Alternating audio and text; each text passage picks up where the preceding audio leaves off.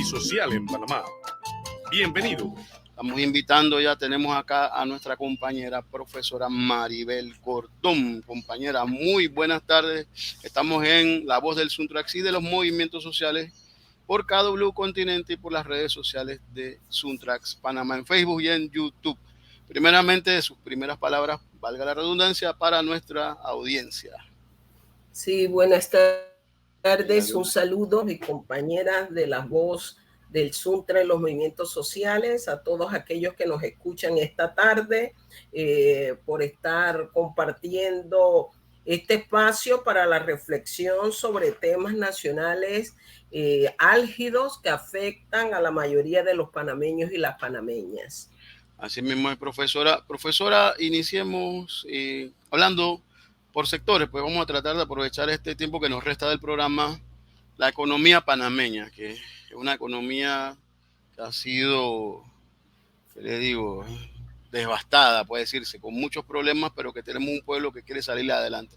¿Qué podemos contextualizar en este momento? ¿Qué coyuntura nos puede plantear sobre el tema de la economía panameña en estos días? Bueno, la economía panameña, según las perspectivas y proyecciones de los organismos internacionales y de las instituciones gubernamentales, es de crecimiento económico. Se señala que va a ser una de las economías que más crezca en la región y eso debería implicar un bienestar humano, si no es así. Lo que hemos venido viviendo los panameños y las panameñas es una economía que crece, pero que al mismo tiempo está generando cada vez más exclusión social, más discriminación, más pauperización en términos de todas las dificultades que se tienen para satisfacer las necesidades fundamentales de vida, como es el tema del acceso a la alimentación sana, el acceso al agua potable, el acceso a la salud, el problema medioambiental, el problema que tiene que ver con las posibilidades cada vez más reducidas de niveles de recreación, de deporte para nuestros jóvenes, para nuestros niños. Entonces estamos viviendo en una economía que decimos profundiza la inequidad y profundiza también la hipertrofia económica en el sentido de que los sectores que deberían estar impulsándose, promoviéndose por parte de los gobernantes a través de las políticas públicas son precisamente sectores que en función de que las prioridades siguen siendo una economía rentista, transitista, que es la que se favorece, y hoy se está favoreciendo además todo lo que tiene que ver con una actividad minera que genera profundas externalidades negativas que afectan no solo el medio ambiente, sino también la salud presente y futura de la población. Entonces nos encontramos en una población que vive vicisitudes a diario al no poder satisfacer sus necesidades, una incrementación del desempleo, de la informalidad laboral y una serie de acciones que no permiten garantizar el acceso al agua, a la salud y a la educación como derechos de primer orden. Es decir, vivimos un modelo económico neoliberal que impone los intereses de grupos multinacionales y de un capital local que no tiene el menor sentido de la urgente necesidad de colocar a la población a fin de que ésta pueda satisfacer sus necesidades materiales de vida. Así es, profesora, así es, muy claro, muy concreto lo que usted nos plantea, el tema de cómo se ha venido manejando la economía panameña y cómo debe satisfacerse, ¿no?, la necesidad del pueblo panameño. Profesora, en otro tema dentro de la misma dinámica, ¿no?, al final, estamos en un momento en donde está el tema minero, la denuncia del contrato minero, el tema del agua. Háblenos un poco de la opinión de Maribel Gordón en torno a esta situación que están tan concatenados, ¿no? El agua, las manifestaciones que se han dado, el tema minero. ¿Qué nos dice la profesora Maribel Gordón? Bueno, yo creo que tanto la alimentación como el agua son elementos fundamentales para la vida, son pilares de lo que nosotros llamamos los derechos económicos, sociales, culturales y ambientales que deben ser garantizados por los estados. Sin embargo, ni el derecho al acceso al agua potable vienen siendo respetados, producto de una política, en el caso del agua, que desde los 90 ha estado dirigida a intentar privatizar el vital líquido, y se ha venido gestando una posición desde las medidas de políticas públicas dirigida a lo que se llama la tercerización de servicios que presta una institución como es la del IDAN, que ha quitado, que ha mermado las capacidades. En Panamá tenemos que recordar que existen más de 52 cuencas hidrográficas, más de 500 ríos, es decir, en Panamá no hay un problema de escasez de agua. El agua, el recurso hídrico para consumo humano, ocupa el tercer lugar en términos de las prioridades nacionales. Sin embargo, no vemos una política que ordene precisamente todo lo que tiene que ver con el suministro adecuado, con calidad a la plebe. Y yo creo que hay varios factores. Uno, que a pesar de que Panamá estableció que su ordenamiento territorial iba a estar sustentado sobre el recurso hídrico, aquí se viene gestando una política pública que no considera el recurso hídrico como un elemento para la planificación. Vemos cómo reiteradamente se aprueban procesos inmobiliarios sin que estos procesos tengan garantías reales del suministro. Van a tener las barriadas en las que se construye. Uno se pregunta si el MIBIO tiene entre sus condiciones, entre sus objetivos, ordenamiento territorial, y el recurso hídrico es la base de este ordenamiento. ¿Qué está haciendo esa institución? ¿Qué hace el IDAN cuando emite también una serie de permisos, de condiciones para la construcción de proyectos inmobiliarios sobre los cuales no hay garantía de que los están siendo garantizados? Es uno de los temas que incluso la Defensoría del Pueblo ha catalogado como una violencia contra los derechos humanos de la población panameña. Otro de los temas es que la escasez de agua potable, lo que llamamos 724, a más de 1 millón de la población panameña, se ha constituido en un negocio que hoy sale a la luz pública, pero que no es nuevo. Y tiene que ver con todo este abastecimiento a través de agua embotellada, que obviamente lo que hacen es encarecer a la población las posibilidades de obtener agua potable. Y el otro elemento es que llevamos un arrastre en términos de lo que es que la población panameña tenga el acceso. El último censo, el que está contabilizándose, aproximadamente plantea que un 10% de la población no tiene acceso a agua potable, una inequidad para un conjunto significativo de la población panameña, sobre todo de las áreas rurales. Este tema del agua se ha convertido en un problema, sobre todo para las provincias de Panamá, Panamá Oeste, Colón, sin que el gobierno o los gobiernos, porque es un problema que viene de varias administraciones, estén dirigiendo una política con medidas concretas, específicas, de plazo inmediato, de corto, mediano y largo plazo, que pasa, entre otras cosas, por subsanar el tema que tiene que ver con el derroche que hay de agua, la pérdida de agua, no reparaciones oportunamente en diversas comunidades del país.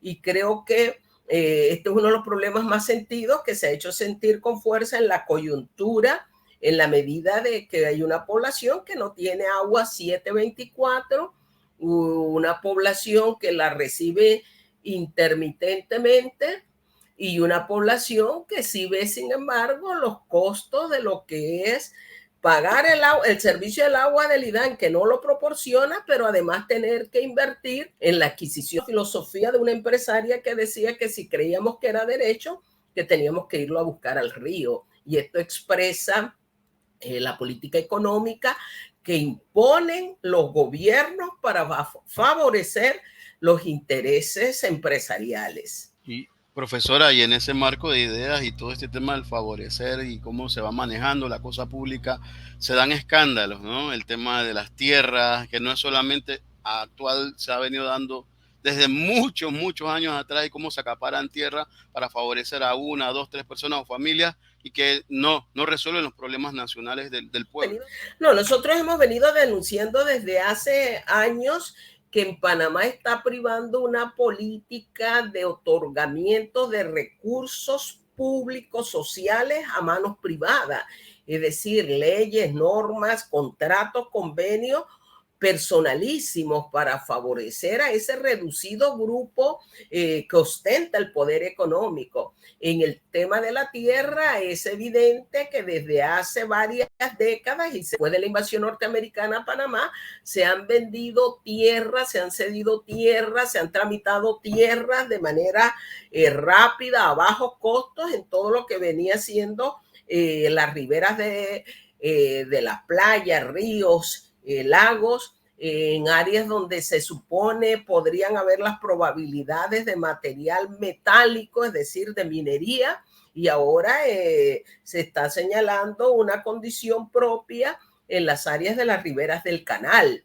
Esto constituye indudablemente una lesión al patrimonio nacional en la medida que se está cediendo territorios, grupos no necesariamente porque ejerzan la actividad, sino porque están adquiriendo tierras por debajo de su valor que posteriormente venden a proyectos turísticos, a las minerías. Se habla de que la ACP va a tener la necesidad de adquirir tierras y que se van a vender a precios exorbitantes por parte de quienes hoy lo obtienen. Creo que el sentido de la propiedad territorial se castiga con profundidad a la vivienda, se margina, se les condena, se les reprime. Sin embargo, se están dando procesos que están siendo legalizados para asaltar la cosa pública. Y allí comparto plenamente las valoraciones que en algunos momentos ha hecho Frena de eso, que dice, bueno, esto es un gobierno que le quita al pobre para darle al rico. Y eso es lo que viene sucediendo. Tierras que se venden 25 centavos y hectáreas por 25 centavos a orillas de las playas, de los ríos, e incluso se han hablado de informaciones que retamos de estas hectáreas. Y eso no es nuevo. Han sido denunciadas en casi todas las administraciones que se han suscitado después de desde 1990.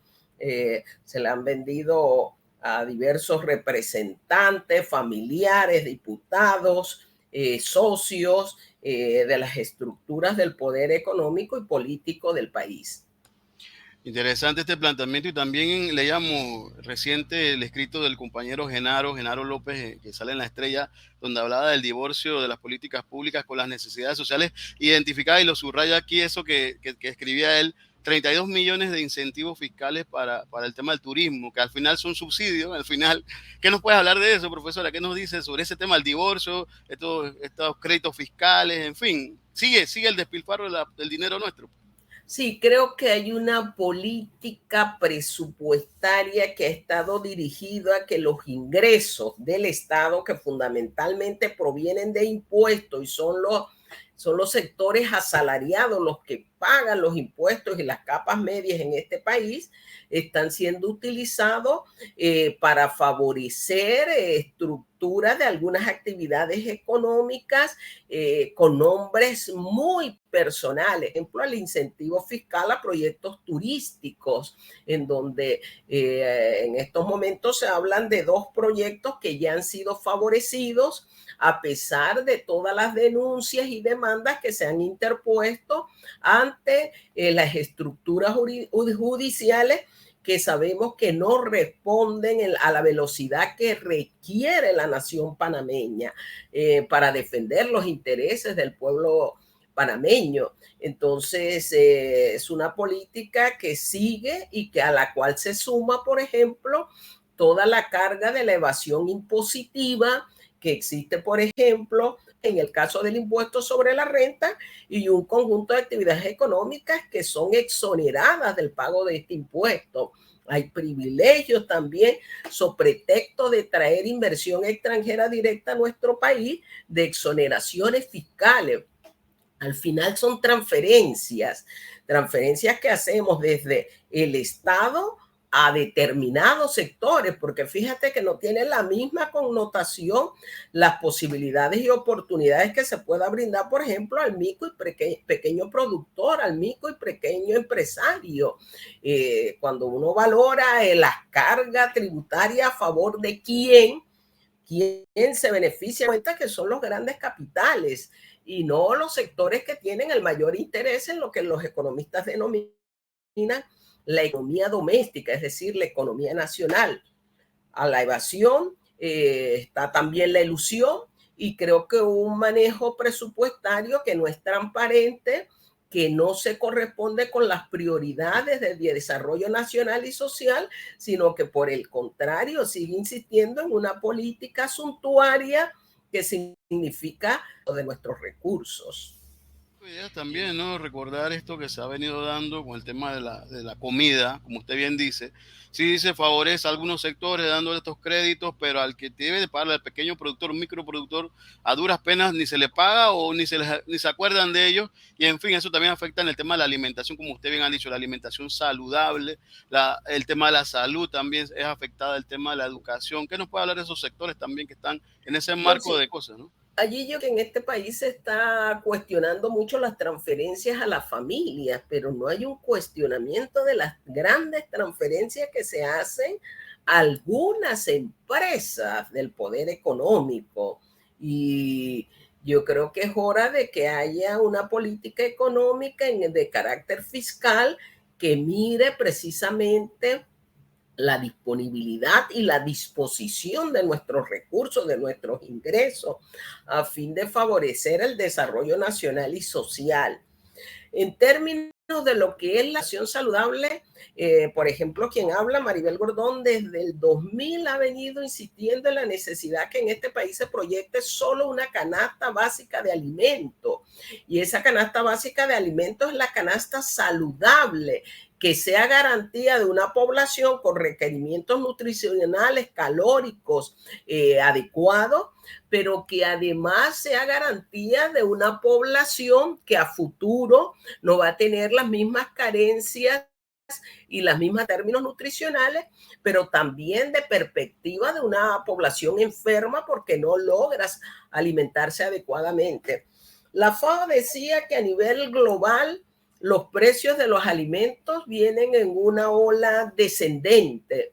Sin embargo, lo que se ha proyectado en Panamá es un crecimiento vertiginoso de los precios de los alimentos, producto de una estructura de distribución y comercialización que tienen un carácter profundamente oligopólico. Las estructuras son oligopólicas, monopólicas, donde hay oligosodio, los precios son más altos y esto viene reduciendo el poder adquisitivo de los salarios, que ya la OIT lo ubicó, por ejemplo, para el periodo 2021 en una pérdida de 26.2% del poder adquisitivo de los salarios.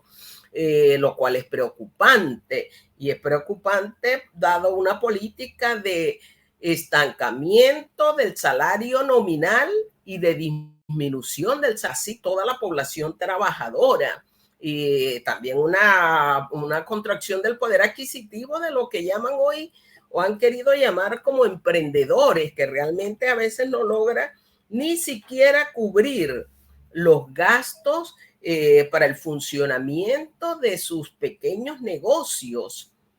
Y es parte de una conducta, de medidas, de acciones, de instrumentos, de comportamientos variables de política económica que no están dirigidos a corregir la economía panameña ni a propender a la vida decorosa de todos los panameños y las panameñas, que es lo que debe velar el Estado por políticas públicas que propendan a la vida decorosa. Y en ese sentido, nosotros hemos venido señalando la necesidad de levantar un plan una propuesta que hemos denominado el Plan para la Vida Digna, que tiene como centro de su quehacer la necesidad de tener la vida, más allá de la de los seres, una relación armoniosa entre seres humanos y naturaleza, y que para ello decimos hay que tener una expectativa de hacia dónde caminar. Y hemos planteado a los sectores productivos como una de las bases fundamentales para el desarrollo nacional y social, que eso implica impulsar al sector agropecuario de manera real y dirigida a los verdaderos productores, que son los que producen, corren los riesgos, pero sus productos son bajos, no son cónsonos. Sin embargo, los consumidores estamos pagando exorbitantes precios de alimentos. Hemos creído en la necesidad de fomentar la producción de alimentos, de transformar nuestra materia prima, y por eso hablamos de levantar un sector agroindustrial y la necesidad también de levantar industria como base del desarrollo, y eso implica sin lugar a dudas la necesidad de innovación, la necesidad de tecnología, de formación de la población. En términos contrarios, que con el impulso de estos sectores se genere una base de empleo digno con salarios justos, que contribuye al mismo tiempo a apuntalar los requerimientos de la seguridad social en términos de las posibilidades que ante salarios justos podamos tener un mayor nivel de cotización hacia la caja del Seguro Social, y eso permita además a futuro pensiones dignas, y no como hoy sucede, que hay una población que está pensionada, que está jubilada, que vive el 44%, en la medida que el 62% de las pensiones están de 600 balboas o menos, cuando el costo de la canasta ampliada en este país supera los 1.600 balboas mensuales para una familia de 4 miembros.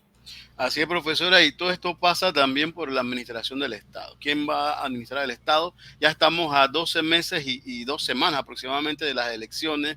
¿Cómo vemos el escenario, profesora? ¿Cómo va todo este proceso también en el marco? Ya los partidos políticos tradicionales están en sus campañas, ya se está moviendo el tema. ¿Qué nos puede decir en este escenario ya? Porque es una realidad y que ya va a estar pronto en esto.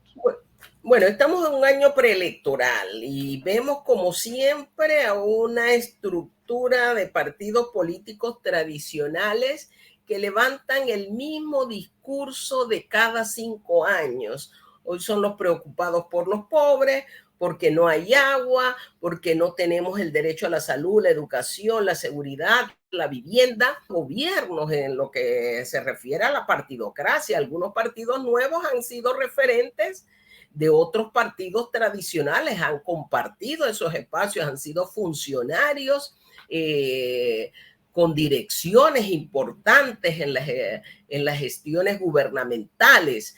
Y hoy aparecen preocupados por la población. Comienza a valorarse un clientelismo político, que es lo que ha caracterizado los torneos, un código electoral que realmente no tiene una estructura coherente para frenar esa condición en la cual se enmarcan los torneos electorales panameños. Pero yo creo que eso nos debe llevar a que el problema va más allá de la gestión. Y para nosotros un elemento fundamental es que tenemos que mirar la trayectoria de quienes están aspirando, cuál ha sido su conducta permanente frente a los problemas. Otro es cuál es la propuesta de política económica que se está impulsando. Y hay una realidad, y es que toda la partidocracia sigue impulsando el mismo proyecto. Y la prueba está que de 1979 a la fecha aquí ha imperado un solo modelo de política económica, con énfasis en alguna actividad en algún periodo y otra actividad en otros, pero la misma política económica que ha endeudado esta acción, que ha incrementado la informalidad laboral, que ha deteriorado las infraestructuras de salud, de educación, que ha generado un costo altísimo de los proyectos inmobiliarios, incluyendo a los denominados de interés social, que ha deteriorado todo lo que tiene que ver la infraestructura para el acceso al agua potable, Y ha incrementado, hoy decimos, la deuda de este país, 46.000 millones de dólares, que no carencias, las vicisitudes que pasan a diario ese pueblo humilde y trabajador que se levanta a diario a ejercer un trabajo, a crear riqueza, pero no ve retribuciones por parte del Estado panameño. Entonces yo creo que hay que fijarse mucho en cuál es la propuesta y qué es lo que han hecho esos que hoy dicen estar preocupados. Por ejemplo, uno podría decir dónde estuvieron en el periodo de julio del 2022, el 2005, cuando aquí se impuso las paramétricas y se condenó al programa de invalidez, vejez y muerte de carácter solidario, a la pauperización en la medida que se cerró su principal fuente de financiamiento, que son las cuotas, tal como hoy lo ha determinado la OIT y que nosotros advertimos en el 2005, donde estuvieron, dónde han estado y a quién han favorecido cuando aquí se incrementó el ITBM a ITBMS, y luego dónde han estado cuando se recorta el gasto social, pero sin embargo 20% del gasto social se va en corrupción. Entonces son los elementos que nosotros tenemos que valorar. ¿Dónde están cuando se reprime violentamente a la población que no tiene acceso a una vivienda digna? ¿Dónde han estado cuando un sector campesino, indígena, afrodescendiente ha estado clamando para que se atiendan sus lares, sus necesidades de vida? ¿Dónde han estado cuando nosotros vemos que hay una población adulta mayor que cada vez vive una política pública que los condena y que los criminaliza en el sentido de que los ve como carga, y que la política de seguridad social quiere profundizar ese hecho al decir que vivimos demasiado? Entonces es lo que uno tiene que valorar. El clientelismo no es una política correcta, solo favorece a estos sectores que han profundizado la inequidad, la pauperización, la discriminación, a ese reducido grupo. Los panameños y las panameñas que queremos adecentar el país, que creemos en la necesidad de una sociedad con justicia social, una justicia de género, tenemos que valorar el escenario y tenemos que plantearnos los elementos que creemos son necesarios para cambiar.